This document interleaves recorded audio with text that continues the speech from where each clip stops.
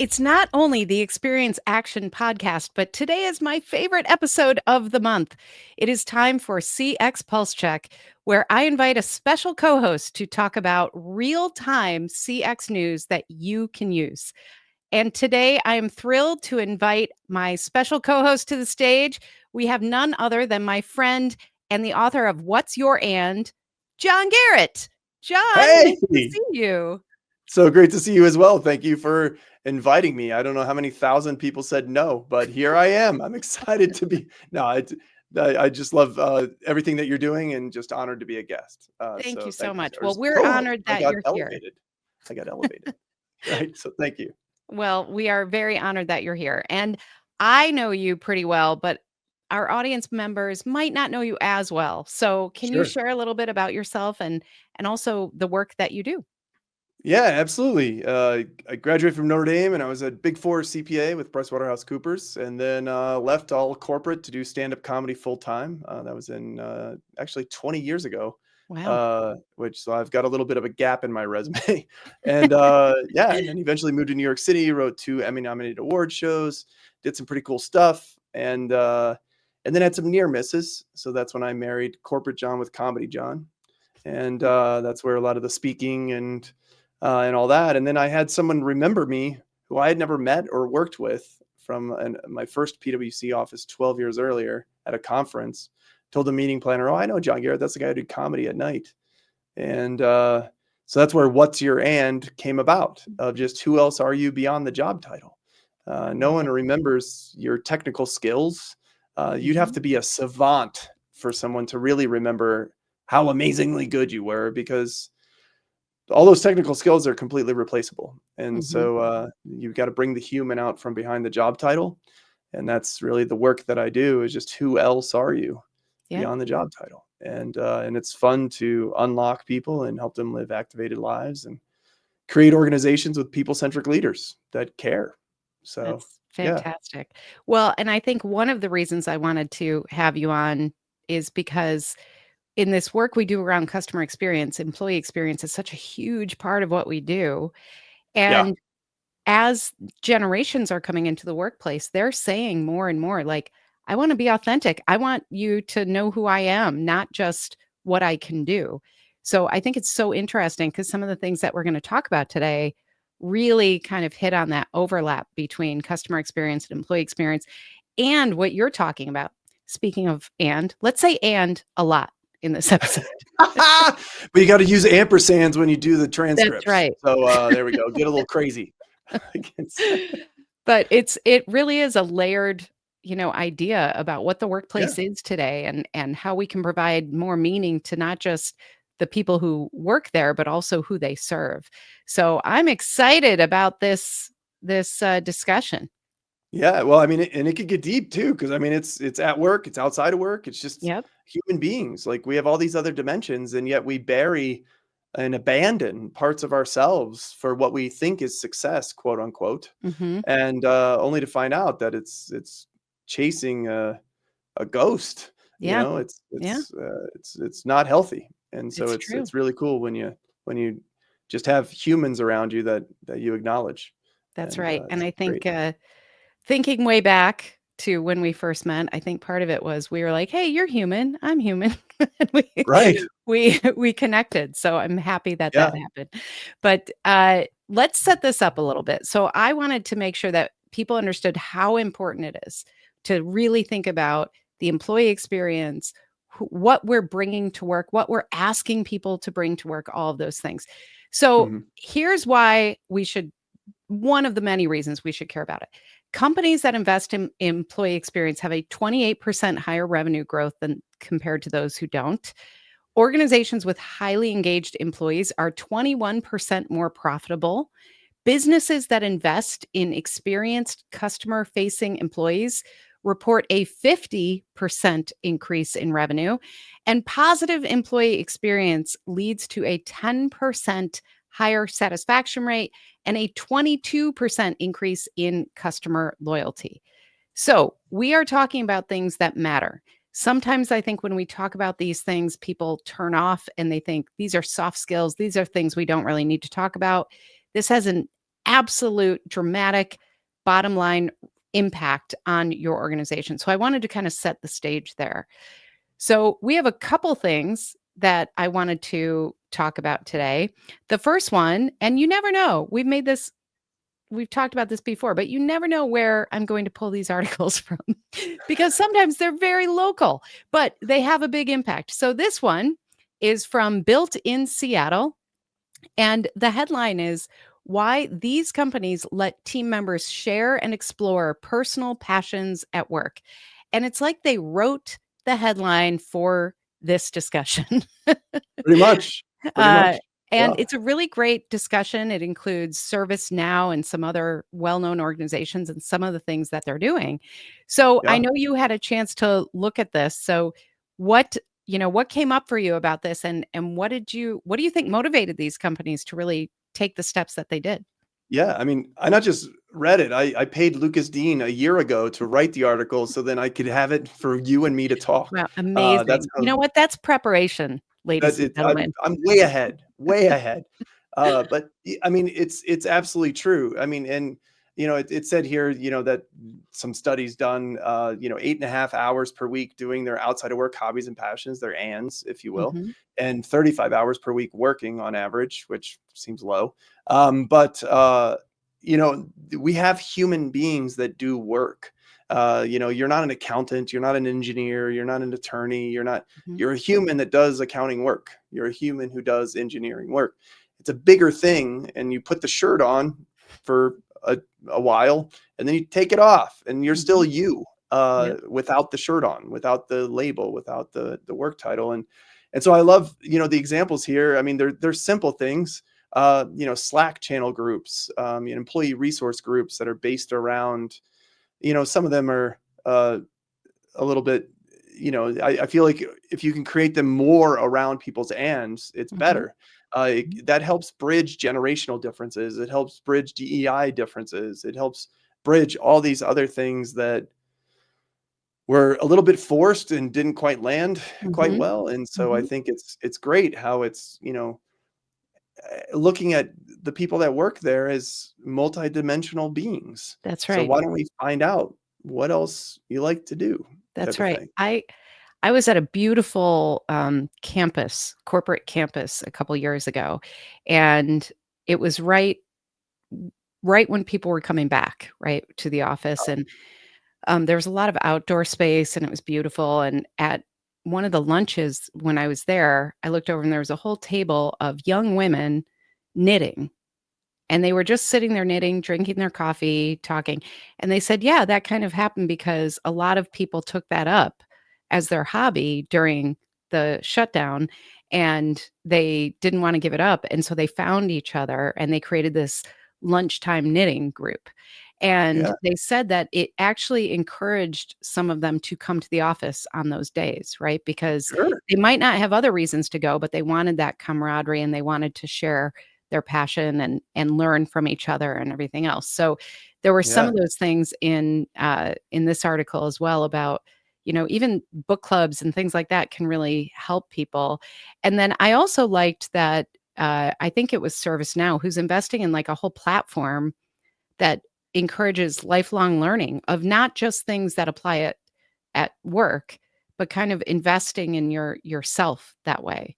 Um, yeah, and so I think it is really looking at people in a different way and making sure we're considering that they're three-dimensional, multidimensional people who have all these different interests. So it's a cool thing to explore if you really think about it and get yeah. creative.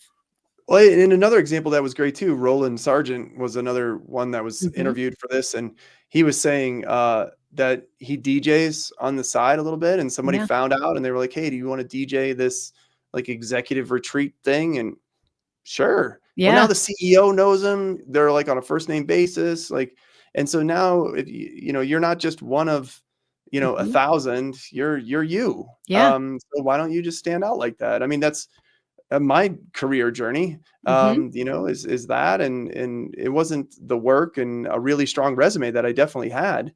It was Mhm. the outside of work hobby is what the thing that people remember because who you are is not what you do. Right. Who you are is bigger and richer. So if you Yeah. show people who you are, then they're going to remember that, and you're going to stand out. Mhm. And I mean, that worked for this guy in the article, and Yeah. it was awesome to read and be like, It's oh, cool. it's a cool thing. And I think going back to those, stats that I talked about, like by investing in this for their employees, these organizations realize like, hey, this is going to help with employee retention. This is going to help people Oh be yeah, more engaged because we're investing in them in these different ways. We're allowing them to kind of share. And I think that when you kind of read all the things that people want in a workplace, belonging is so important. And to your point, like belonging means basically being seen and understood. And so if we can share who we really are and share that that helps us with that sense of belonging. yeah, and just feeling valued. I'm Yeah, valued as John, not valued as senior analyst. right. And so it's simple things like just, hey, I know you were DJing this weekend. Do you have any pictures, or how did it go? Or Yeah, asking some question around people's hands, and have a follow up question or two, and then it's, oh wow, that's cool. You remembered me for me, yeah, type of thing. exactly. So That's really cool. So, I think the other thing that I found kind of fascinating about that knitting group was to yeah, your point, like, it was not I mentioned young women because that's what stood out to me, but it was all different ages, all different types of people, and I actually worked with that company for a while, and I remember asking about it, and the one of the executives said, "Oh, that thing has grown. That thing now has, like, several different days where they, work together, and they have different, tutorials for each other and all these different things, so it's become a whole thing." But then he said, "Now there's, like, all these different ones, like, there's one of a group of people who were really into, rebuilding cars." So okay, they would he's yeah, like, "It was great." It was like they brought in pictures of their children, like they brought in right, pictures of their car and they passed it around and they found people yeah, who could appreciate that. So I think it is really something that people will even when they move on from that place, they're going to remember those types of things and probably still have those connections, which are a lot more meaningful too. So yeah, 100%, absolutely. all good. And so when we talk about engaged employees, especially, I think sometimes people assume engaged means people who are actively like productive and doing their jobs and all of that. But some of that comes down to this idea of passion, like passion for their work, passion for each other, passion for customers. And Right. so this next thing I want to talk about, it's from Harvard Business Review, which makes frequent appearances here on CS Pulse Check. Uh, Never and heard of the them. I know, Never right? heard of them. And the title is To Leverage Employee Passion, Save It for When It Counts. And this really stood out to me because instead of making a case for like, you have to get passionate employees and you have to do all this, it was almost making the case of watch out for your most passionate employees because they might burn out faster. And so making that connection between how can you protect them? How can you make sure that they're taking care of themselves? Because if we're not careful, these are the people who will burn out quickly. So, curious on your thoughts on this. Yeah. No, I mean, that's absolutely right. I mean, I think the one thing that's really interesting though is that it's important to note that you don't have to be passionate about exactly the work that you do. Mhm. You just have to be passionate about something. And then you can take that enthusiasm and energy and that inertia moving forward, and then, okay, now go knock out that spreadsheet, Yeah. or whatever it is. So like, you don't have to love accounts payable, but you just Mhm. have to be alive and then take that energy. And so I think when I read articles like this, a lot of people assume you have to be passionate about your job, Mhm. and you don't. You really don't. I mean, you just have to be good at it and like it, and but it doesn't have to be the reason you exist and the Mhm. reason you wake up every morning. It really doesn't. There's something Yeah. else, but then you do the job to make the money to go do the cool stuff, Mhm. type of thing. So don't. I think a lot of this article points towards being passionate about your work, and Mhm. so I just want people to understand, like, you don't have to be, but if you are passionate about your work, then that's great, and put up some guardrails, Mhm. because yeah, our brain and is not our friend all the time, and more is not always better. And you will self-sacrifice and cut off all kinds of limbs and appendages for success. And it's Yeah. like, what are you doing? Yeah. So a good leader will help you. Like some organizations that I work with still do like billable hours, professional services world. Hmm. And I asked them, do you have a report of people who don't reach a minimum number of hours? They're below the billable hour. Oh yeah, absolutely. We're all over those people. Like, I said, well, do you have a similar report for people that reach too many billable hours? Hmm. Well, why would we have that? Well, because those people are about to explode. Yep. So, I mean, that's the more important report Yep. is the people that are running a little too hot for too long. Yep. And you have to step in and let them know, look, Hmm. you don't have to keep proving it. Dial it down because you're going to burn out and be done. And now you're not good to me. You're not good to Right. yourself, you're not good to your family or your friends or our clients or customers. Hmm. And so yeah, I mean, absolutely. As a people centric leader, you have to keep an eye on that as well. Sure, it makes Hmm. you look good, but when they fall off a cliff, Right. then it Right. hurts. So help Yeah. them help themselves.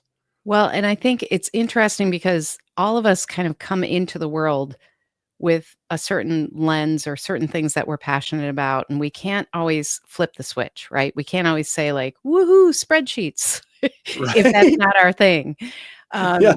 Um, and one of the things that I have to connect with sometimes because, as a business owner, you're doing everything, whether you like it or not, right? Yeah. So I have been running this business for almost 16 years. And yeah, I've got to deal with spreadsheets sometimes or things that really I'm not super into. But I try to take a step back and think about the why. Like, okay, I'm looking at the spreadsheet because I want to know X because that's going to help me do Y.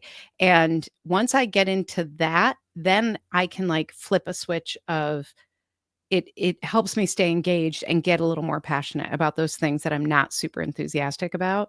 And I try to remind my team that all the time too. Like, don't just do things. Like, I never want you to just do things because I asked you to do them. Like, that's Right. like I That's would my much children. That's what that's for. exactly. But if there are things that like, you're doing and you're not sure why, then we need to fix that because that is where that's where you get the best output too, is where people Yeah. understand the why, and it helps them connect with that, and I think that helps prevent some of that burnout of, go, go, go, and do the billable hours and all of that.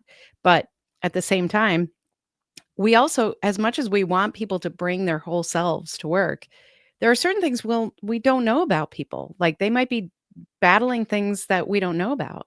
And so Right. being aware of that as a leader, I think is so important too, because you never really know unless they, something dramatic or they are sharing sometimes too much, right? So we're Right. asking people to walk this line. And Yeah. I think that's part of helping people avoid that burnout is really understanding exactly Yeah. who they are. Yeah. I mean, it's what's professional has changed rapidly even in the last Yes. 5 years, let alone the last 100 years. Yep. And so, it's it's people understanding that like that definition has always changed, but what's unprofessional has always existed. And Mhm. that's if you inhibit your ability or someone else's ability to do their job, well, then that's unprofessional. So Right. don't do. So, but other than that, gloves are off. Like go nuts. Get to know each other. We're around each other more waking hours than our families and friends, and Mhm. we're all in on this with a team. So, get to know each other a little bit, and then yeah, if people are running a little too hot, pull them aside and Yeah. as a friend, because you've created these relationships, these non-billable minutes between the billable hours, if you will, Mhm. that where you create this relationship. So you're pulling your friend aside and be like, hey, I'm a little concerned. Are you okay? Like, Yeah. what are you running from? Like, you don't have to keep proving this. Like, wait, Yeah. and type of thing. And so yeah, I mean, I thought it was great that as a friendly reminder of like Mhm. you don't have to keep dialing it up. And I Right. feel like that's a lot of this culture is, side hustle, side. Mhm. No, none of it. None of Yeah. it's revenue generating. None of these side things they're just things that I enjoy doing. Hmm. And this hustle and this more and more and more and more for what? Yeah. And like, at some point, like, enough's enough type of thing, and think long term. Yeah. Yeah. And I think often of the contact center agents who are out there who burn out because Oh we yeah. basically ask the impossible. We say, deal with all these angry people all day long, which we have a physiological response to. Like, we can't help it. We can't say to Yeah. ourselves, I'm not going to react to this when somebody's Right. yelling at you. And Yeah. so, like, that creates all this stress, all this cortisol, all this stuff. And then we're like, well, you didn't meet your numbers, right? Like, you didn't take enough calls. And Yeah. what we've realized, there's been kind of an evolution in this in the last decade plus, but some really forward-thinking places realize, like, this is not sustainable. So they're putting in, like, wellness requirements kind of throughout the day, and they're saying, like, "Okay, after this many calls or whenever you want, here's how you take a break here." Some actually put in, like, little exercise rooms with, like, bikes and stuff so people can just, like, move. Yeah. Some of them have nature paths and stuff, so they're really trying to think about what do humans need? Humans need Yeah. fresh air, humans need water, humans need rest, humans need these things, and if we stick somebody in a cubicle and say, "Good luck," of course, they're gonna be losing it with a customer by the end of the day, Right. right? So, I think we have to Yeah. totally reframe that discussion as well, because otherwise, we're not just burning them out, we're actually creating real problems for the business and the customer and who knows what else. So, I mean, there've Yeah. been lawsuits over people who have been, sworn at by a contact center agent, and That's you look back amazing. and you're like, that was like the 12th or 13th call in an hour. Who Yeah. knows what they've been through, right? So, Right. I think we Yeah. have to really broaden our view of what does it mean to care for people who work at our Yeah. organizations. Yeah. Because it's a human being behind that Yes. job title. Yes. And, you wouldn't treat your assets that are digital like that. You wouldn't have your Right. computers on running, 87 programs all at the same time for, Mhm. 5 days in a row. So then why should humans be the same? Like, Right. they're even more fragile. So, What a good segue. It's like we planned it, John. That is well, it's like I had homework to be on this show. So, hey, like, well, you did your homework because our I'm a next one, co-host. Look at me. it's all about the people. So we've talked about this a couple times in kind of various forms. Starbucks keeps evolving right now because they're really trying to find their place again. So the most interesting thing here, this is from Business Insider, and the headline is Starbucks doubles down on baristas, not AI, to fix its customer crunch.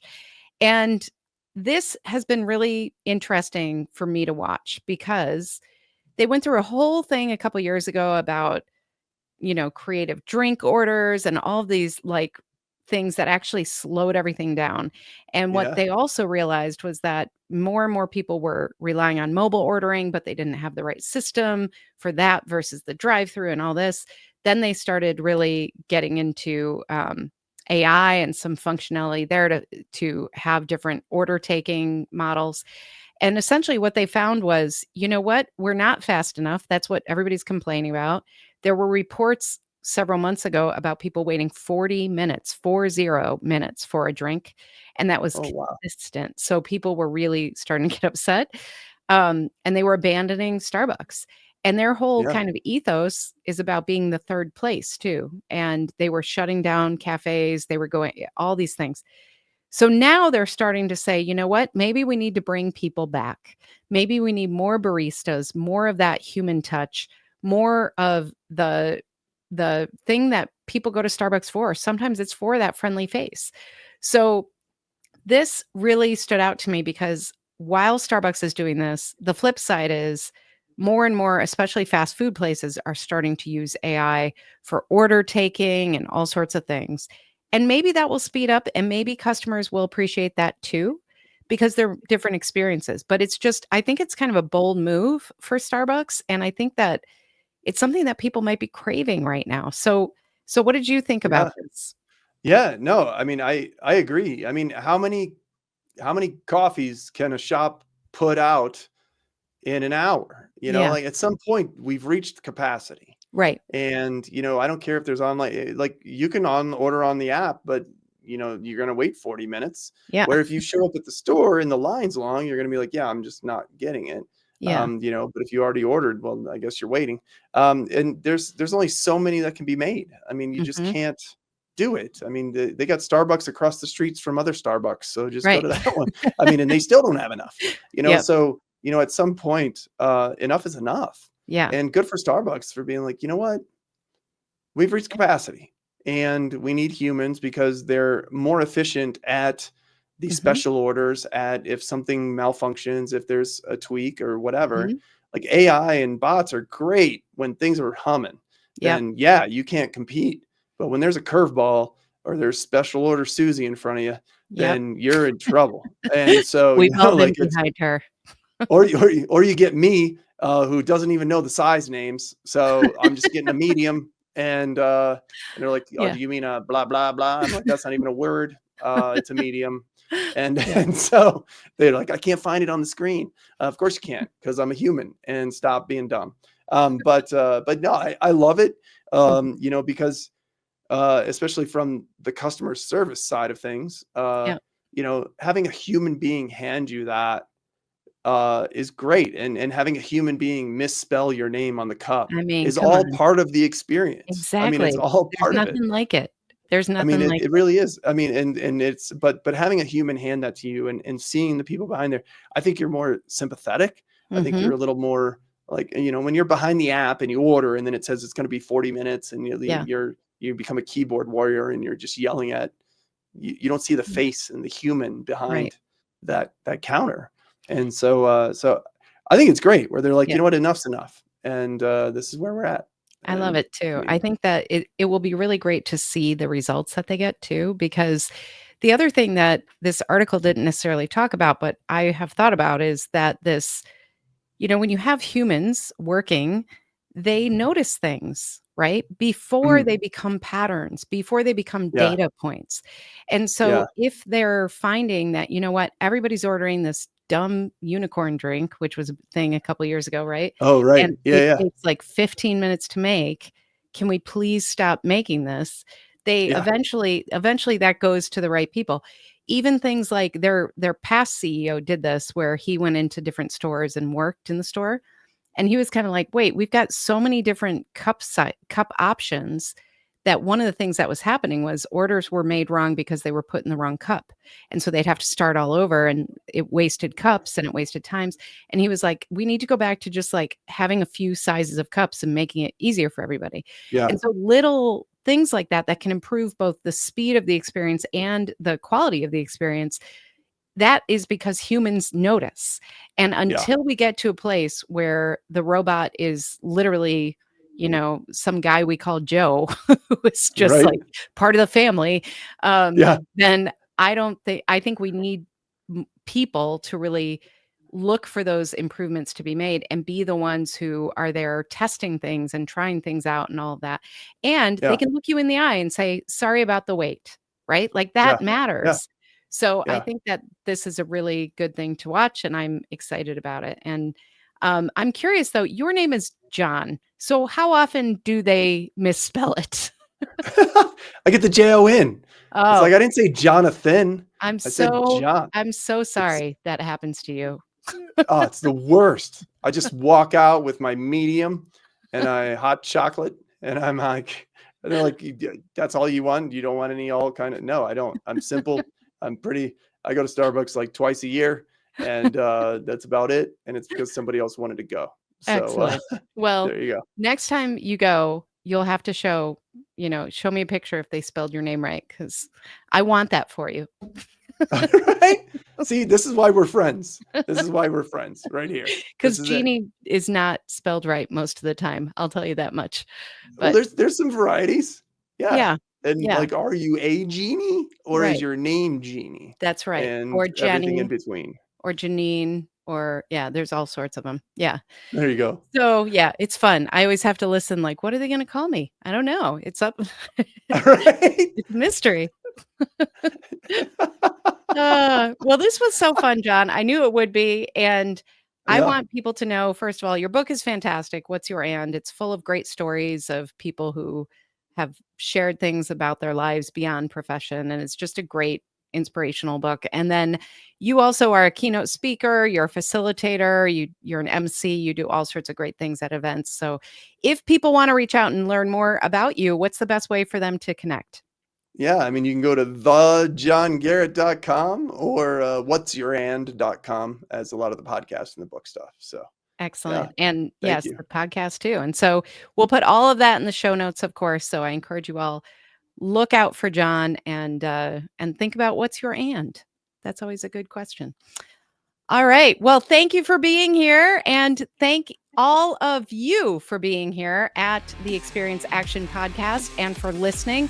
As you know, on the weeks we're not doing CX Pulse Check, I answer your questions. So leave me a voicemail at askjeannie.vip. Maybe you'll be on the next episode of Experience Action. Thanks for being here, everybody. See you next time.